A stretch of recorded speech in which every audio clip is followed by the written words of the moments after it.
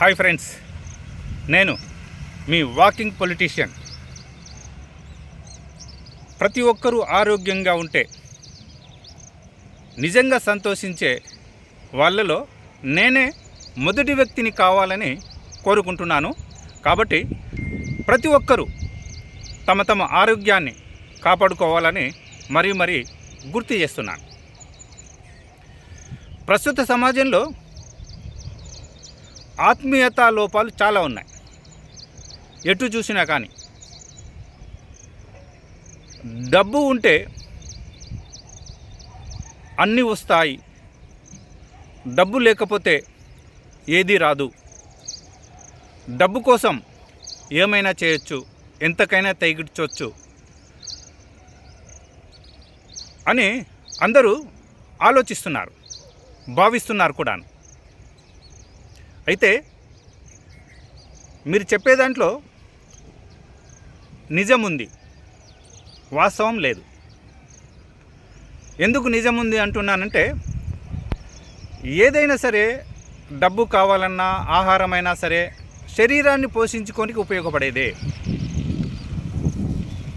కాబట్టి శరీర సుఖం కోసము ఎవరైతే ప్రాకులాడతారో వాళ్ళు అధర్మంలో ఉన్నట్లుగానే భావించాలి. శరీరం ముఖ్యం కాదు, మనకు జ్ఞానం ముఖ్యము, న్యాయం ముఖ్యము, ప్రేమ ముఖ్యము, ధర్మం ముఖ్యము అని అనుకుంటూ కరుణ వైపు ఎవరైతే ప్రయాణం చేస్తారో వాళ్ళే మానవ ధర్మం సైడు ఉన్నట్లుగాను, మనుషులుగా జీవిస్తున్నట్లుగాను భావించాలి. అందరికీ తెలుసు, మనకు స్వాతంత్రం వచ్చి 77 సంవత్సరాలు అవుతుంది. అంతకంటే బిఫోర్ 200 సంవత్సరాలు ఆంగ్లేయులు పరిపాలించారు. ఎప్పుడు వాళ్ళు 16వ శతాబ్దంలో భారతదేశానికి వచ్చారు. దేనికి? డబ్బు సంపాదన కోసమే, వ్యాపార చేయనికే వచ్చి డబ్బు సంపాదించనికనే వాళ్ళు వచ్చారు. ఏం జరిగింది? భారతదేశం ధ్వంసం అయిపోయింది. ఇక్కడ ఉన్న సంపదలు అన్నీ తరలించుకుపోవడం జరిగింది. ఆ తర్వాత మనము ఆర్థికంగా చితికిపోయాం. దీనితో పాటు 1845 లార్డ్ మెకాలే భారతదేశాన్ని మొత్తము 3 సంవత్సరాలు తిరిగాడు.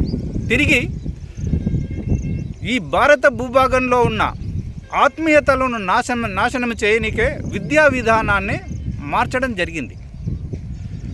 దాని కారణంగానే ప్రస్తుతము విద్యా విధానంలో ఆత్మీయతలు లేవు, ఉన్నదల్లా అభద్రత, ఉన్నదల్లా జీవనోపాధి కోసం ఈ విద్యా విధానాన్ని మనము వాడుకుంటున్నాము. కారణం ఏంటంటే దాంట్లో మానవత్వం లేదు, మానవ విలువలు లేదు, మానవ సంబంధాలు లేవు. నీది నాదే, మోసం చేయటము, కుట్రలు చేయటము, స్వార్థపూరితంగా ఉండటము నేర్పనీకనే ఈ విద్యా విధానం వచ్చింది. రీజన్ ఏంటంటే ఆ ఆంగ్లేయులు చేసిందల్లా ఒకటే, విడగొట్టాలి, పరిపాలించాలి. భారతదేశంలో ఉన్న ప్రజలను విడగొట్టాలి, అప్పుడే ఈ భారత భూభాగాన్ని మనం చేజిక్కించుకోగలము అనే ఒక స్వార్థ బుద్ధితోటి, కుట్ర బుద్ధితోటి విద్యా విధానాన్ని టోటల్గా ధ్వంసం చేశారు. కాబట్టి విద్యా విధానంలో మనకు ఆత్మీయతలు లేవు. డబ్బు అని మనము పరిగెడుతున్నాం. ఈ పేపర్ కరెన్సీ కూడాను 1851లో వచ్చిందే. అది కూడా వేరే వాళ్ళు మన భారత భూభాగంలో ఇంట్రడ్యూస్ చేశారు. ఇది కూడా మనది కాదు. ఇప్పుడున్న విద్యా విధానం మనది కాదు. ఇప్పుడున్న చట్టాలు మనవి కావు. ఇప్పుడున్న మన రాజ్యాంగం కూడా మనది కాదు. ఎందుకు మనది కాదంటున్నానంటే, మన రాజ్యాంగాన్ని తయారు చేయనికే మన భారతదేశంలో తిరగలేదు. ఇతర దేశాలలో తిరిగి అక్కడ ఉన్న రాజ్యాంగాలను ఆధారం చేసుకొని మన ఈ రాజ్యాంగాన్ని రూపొందించడం జరిగింది. అందుకొరకే ఇంగ్లాండ్కు సంబంధించిన రాజ్యాంగము మన రాజ్యాంగంలో 45% కనపడుతుంది. ఈ ఆంగ్లేయులకు అనుకూలంగానే ఈ భారత భూభాగం యొక్క పరిపాలన సాగుతుంది. కాబట్టి ఈ రాజ్యాంగం కూడా మనది కాదు. ఆల్రెడీ భారత రాజ్యాంగ నిర్మాత క్లియర్గా చెప్పడం జరిగింది. భారతదేశానికి ఈ రాజ్యాంగం ఉపయోగపడదు.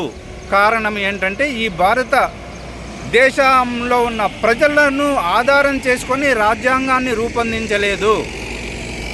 కావున ఈ భారత రాజ్యాంగము భారత ప్రజలకు ఎలాంటి ఉపయోగం లేదు అని క్లియర్గా అప్పుడే చెప్పాడు.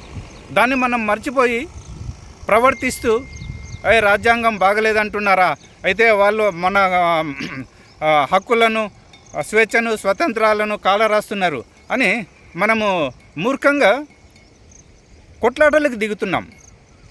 మనము వాస్తవ స్థితిని అర్థం చేసుకొని ఆలోచించి మార్పులకు చేర్పులకు మనము అడుగులు వేయాలి.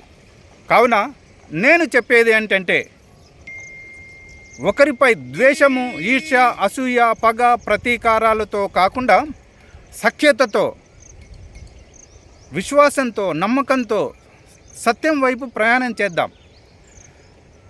మనము మనుషులము, మానవత్వంతో జీవిద్దాం.